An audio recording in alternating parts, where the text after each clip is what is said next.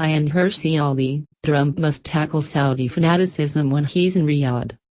As he leaves behind a maelstrom of domestic political troubles, President Trump must be one of the few people in the world who goes to the Middle East for some peace. However, the region badly needs some of Trump's characteristic disruption. On Saturday and Sunday, the president will meet Saudi leaders in Riyadh. The Saudis have organized a sprawling Arab Islamic American summit around Trump's visit, with leaders from dozens of Muslim countries visiting. No doubt his hosts will want Mr. Trump to focus on strategic issues, in particular the threat to them in other Sunni states posed by Iran. Yet he should resist the temptation to read from Riyadh's script. For decades, there has been bipartisan concern in America about Saudi Arabia's role in disseminating radical Islamist ideology around the world. After the initial shock of the 9/11 attacks, Senators John Kyle, Republican Arizona, and Senator Dianne Feinstein, Democrat California, investigated the risks posed by Wahhabi ideology in the United States. Hearings uncovered a serious problem, but the Bush administration opted to focus on acts of violence, not the ideology underlying the violence. President Obama's former representative to Muslim communities, Farah Pandith, visited 80 countries between 2009 and 2014. In each place I visited, the Wahhabi influence was an insidious presence. Funding all this was Saudi money, which paid for things like the textbooks, mosques, TV stations and the training of imams, she wrote in 2015. Just last year, Senator Chris Murphy, Democrat Connecticut, stated that thousands of schools in Pakistan funded with Saudi money teach a version of Islam that leads into an anti-Western militancy. Yet Obama, like Bush, did little to counter these Saudi efforts, despite their obviously harmful effects around the world. Americans elected Donald Trump because they wanted to shake things up, and not only in Washington, D.C. When he is in Saudi Arabia, Mr. Trump should shake things up by publicly raising 3 issues. 1.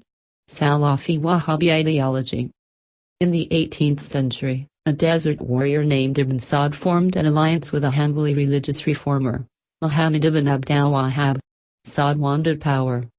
Wahhab aimed to return to Islam's pure early history. The two decided to join forces. In modern times, Saudi Arabia's Wahhabist clergy has been given an effective monopoly over education and religious instruction in the kingdom, while the royal family has run economics and foreign policy. The problem is that Wahhabi Islam is highly discriminatory towards women, non-Muslims and religious reformers. It fosters radical Islamic indoctrination, which lends itself easily to violent jihad. This is what Saudi's Grand Mufti, Ibn Baz, argued in an English-language book in 1998. The aim of a dawah and jihad is not to shed blood, take wealth, or enslave women and children. These things happen incidentally but are not the aim. This only takes place when the disbelievers, non-Muslims, refrain from accepting the truth and persist in disbelief and refuse to be subdued and pay the jizya, the tax levied on free non-Muslims living under Muslim rule, when it is requested from them. In this case, Allah has prescribed the Muslims to kill them, take their wealth as booty and enslave their women and children. This religion, Islam, is superior to every law and system. 2. The funding of dawah, the ideology of radical Islam. From 1973 through 2002, the Kingdom of Saudi Arabia spent an estimated $87 billion to promote dawah efforts abroad. Some of this money landed in the United States. Saudi Arabia helped finance at least 16 Islamic and cultural centers in California, Missouri, Michigan, Illinois, New Jersey, New York, Ohio, Virginia, and Maryland. A study by Freedom House's Center for Religious Freedom in 2005 found that Saudi-connected resources and publications on extremist ideology remain common reading and educational material in some of America's main mosques, including Los Angeles, Oakland, Dallas, Houston, Chicago, Washington, and New York. The publications contain anti-American, anti-Semitic, and jihadist ideology, and advocated removing women from the public sphere entirely. Since 2005, a number of overtly hateful materials have been removed from American mosques, but as of 2017 the ideological infrastructure of political Islam in America remains largely intact. The Saudis also continue to influence America's top universities. In 2005, Saudi Prince Al-Walid bin Talal Al Saud donated $20 million to Harvard and another $20 million to Georgetown to advance Islamic studies. Georgetown created the Bridge Initiative Against Islamophobia. Increasingly, that word Islamophobia is used to silence anyone, even Muslim reformers, who dare ask critical questions about radical Islam. President Trump must make it clear that this type of funding of dawah in the United States must stop immediately, including contributions from Saudi NGOs and private individuals who support radical ideology within the United States. 3. The imams or the agents that are trained and funded by Saudi Arabia, Qatar, Kuwait and others. Saudi Arabia has played a harmful role by indoctrinating Muslim clerics from around the world at Wahhabist institutions such as the University of Medina. Many Western citizens are concerned about the human rights abuses committed by the radical group Boko Haram, including the kidnapping of Nigerian schoolgirls. But how did radical Islam establish itself in Africa's most populous state? The answer is Saudi Arabia. According to one recent study, the spread of Islamic extremism in northern Nigeria began with graduates of the Islamic University of Medina who returned home in the 1990s and 2000s. Although the founder of Boko Haram, Muhammad Yusuf, was not himself a Medina graduate, he was a protege of Sheikh Jafar Mahmoud Adam, who had studied at Medina.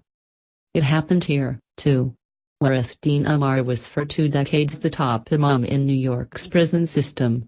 With help from the Saudi government, Umar traveled to Saudi Arabia and returned to indoctrinate to New York's expanding ranks of Muslim prisoners with Wahhabism.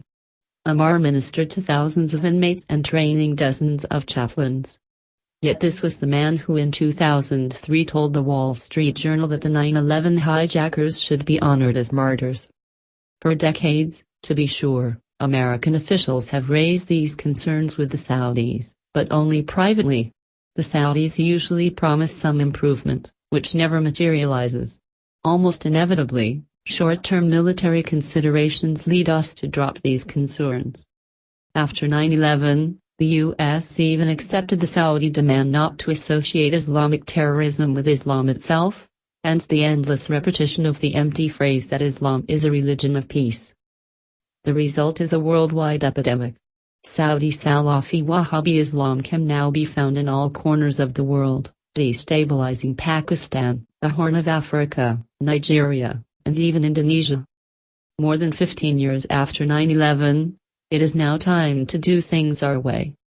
During his election campaign, Donald Trump pulled no punches on the issue of Islamic extremism. He pledged to eradicate radical Islamic terrorism completely from the face of the earth. Former Muslims like me dared to hope that an American president might finally get serious by tackling not only terrorism but also the wells of extremist ideology from which terrorists drink long before they commit acts of violence. Yet for Mr. Trump, eager to seek a political success story after weeks of White House turmoil and negative media coverage, the old path of least resistance must now look tempting. No doubt he is being advised to raise the 3 issues I have described above only privately, if at all. No doubt he is being urged to focus on military cooperation, like his predecessors. But if Mr. Trump does not follow through on this promise to tackle radical Islamic ideology at the root, he will be passing up an historic opportunity. The world has suffered for too long from Saudi Arabia's toxic ideological exports. The kingdom's young reforming leader is not the first Saudi prince to ask for American help. This time, Donald Trump should ask for something meaningful in return.